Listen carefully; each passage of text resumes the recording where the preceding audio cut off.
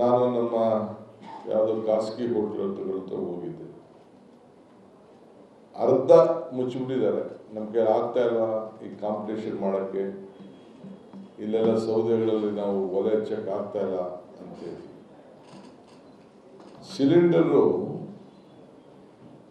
28 ರೂಪಾಯಿ ಒಂದು ಟೈಮಲ್ಲಿ ಏರಿಸಿದ್ರು. ಮೇ 7ನೇ ಮಾರ್ಚು 114 ರೂಪಾಯಿ, 24ನೇ ಮಾರ್ಚು 49 ರೂಪಾಯಿ, 1 ಏಪ್ರಿಲ್ಲು 195ರಿಂದ 218 ಆಯಿತು. 1 ಮೇಗೆ 993 ಆಯಿತು. ಯಾರು ಕೂಡ ಕಮರ್ಷಿಯಲ್ ಇಲ್ಲಾಂದರೆ ಮನೆಗಳಿಗೆ ಉಪಯೋಗಿಸುವಂಥದ್ದು ಎಲ್ಲರೂ ಕೂಡ ಇವತ್ತು ದೊಡ್ಡ ಗಾಬರಿಯಾಗಿ ಇದರಿಂದ ಎಲ್ಲರ ಬದುಕಿಗೆ ಒಂದು ದೊಡ್ಡ ಶಾಪ ಆಗೋಗಿದೆ. ಇವತ್ತು ಇಂಥ ಒಂದು ದೊಡ್ಡ ಹೈಕನ್ನು ನಮ್ಮ ಕ್ರೂಡ್ ಆಯಿಲ್ ಕಡಿಮೆ ಆದರೂ ಕೂಡ ಸರ್ಕಾರ ತಂದಿಗಿರುವಂಥ ನಮ್ಮ ಹತ್ರ ಕಲೆಕ್ಟ್ ಮಾಡ್ತಿರೋದು ದಿನಕ್ಕೆ 1 ಲಕ್ಷ ಕೋಟಿ ರೂಪಾಯಿ. ಇದರಿಂದ ಟ್ಯಾಕ್ಸ್ ವರೆಗೆ ಕೂಡ ಅವರು ಖರೀದಿಯನ್ನು ಮಾಡ್ತಾ ಇದ್ದಾರೆ. Almost 1 lakh crore every day. 1,000 crores. 1,000 crore every day. 1,000 crores every day collect ಮಾಡ್ತಾ ಇದ್ದಾರೆ.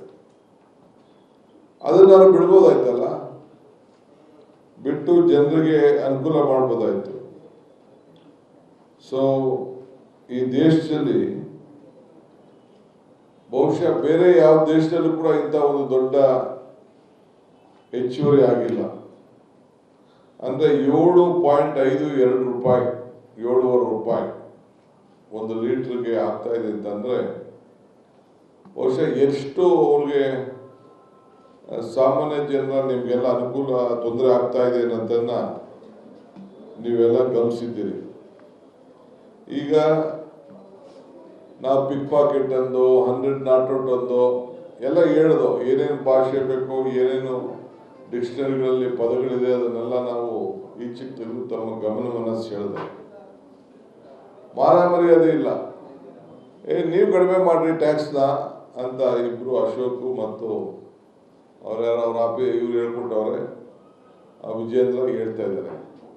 ಫಸ್ಟ್ ನೀನು ಕಡಿಮೆ ಮಾಡೋದು ಕಲಿಯ, ನೀವು ಕಡಿಮೆ ಮಾಡಿಸಿ. ಫಸ್ಟು ಸೆಂಟ್ರಲ್ ಗೌರ್ಮೆಂಟಲ್ಲಿ ಏನು 1,000 ಕೋಟಿ ರೂಪಾಯಿ ಡೈಲಿ ಎಕ್ಸ್ಟ್ರಾ ತಗೋತಾ ಇದ್ದೀರಲ್ಲ, ಅದನ್ನು ನೀವು ಕಡಿಮೆ ಮಾಡಿ.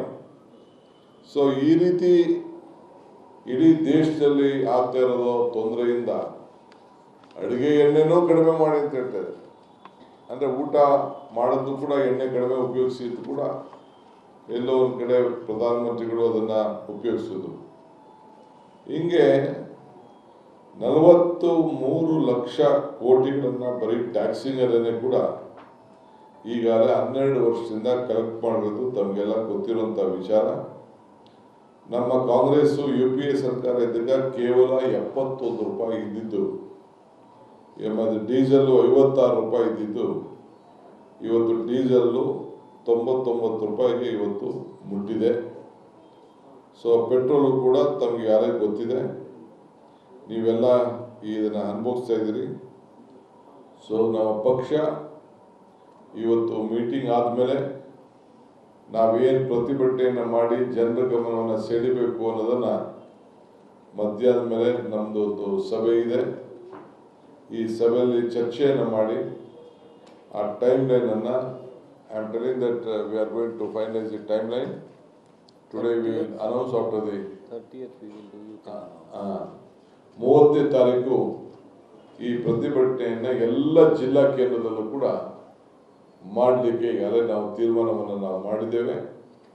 ಅದಾದ ಮೇಲೆ ಪ್ರತಿ ಅಸೆಂಬ್ಲಿ ಸೆಗ್ಮೆಂಟಲ್ಲೂ ಕೂಡ ಅವರಿಗೆ ಅವರ ನಿಗದಿಯಾದಂಥ ವೇಳೆಯಲ್ಲಿ ಮಾಡಬೇಕು ಅಂತೇಳಿ ನಾವು ಮಾರ್ಗದರ್ಶನವನ್ನು ನಾವು ಕೊಡ್ತಾ ಇದ್ದೇವೆ.